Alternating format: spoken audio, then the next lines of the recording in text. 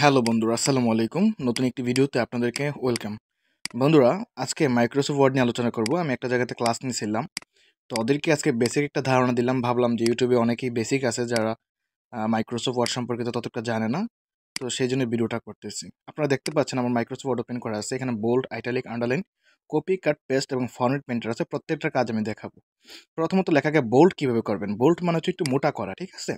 তো এই লেখাটাকে সিলেক্ট করে নেবেন। তারপর হোম মেনুর আন্ডারে এখানে দেখতে পাচ্ছেন ফন্ট গ্রুপে বি, এই বিতে ক্লিক করে দিলে এটা বোল্ড হয়ে যাবে, ঠিক আছে? অথবা কিবোর্ড থেকে করতে পারেন কন্ট্রোল বি দিয়ে, বাংলাদেশ বি দিয়ে। তারপর আইটালিক লেখাটাকে সিলেক্ট করে আইতে যদি ক্লিক করে দিই, আইটালিক হলো, অর্থাৎ লেখাটা একটু বাঁকা হয়ে গেল। তারপর নিচে যদি দাগ দিতে যায় আন্ডারলাইন, ইউতে ক্লিক করে দিলে আন্ডারলাইন হয়ে গেল। তাহলে বোল্ড কীভাবে করতে হবে, আইটালিক কীভাবে করতে হবে, দেন আন্ডারলাইন কীভাবে করতে হবে, আইও আপনারা বুঝে ফেলছেন। দরকার হলে ভিডিওটা ডাউনলোড করে দেখবেন, ঠিক আছে? তারপর আছে কপি, কাট, পেস্ট, ফরম্যাট প্রিন্টার। তো লেখাটাকে সিলেক্ট করে কপি করলাম।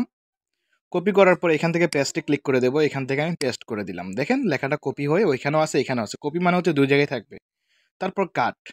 তো কাট করতে হলে লেখাটাকে সিলেক্ট করতে হবে। যে কোনো কাজ করেন লেখা সিলেক্ট করে নেবেন। তারপর কাটে ক্লিক করে দিলাম। এখানে আসলাম, পেস্টে ক্লিক করলাম, এখান থেকে পেস্ট করে দিলাম।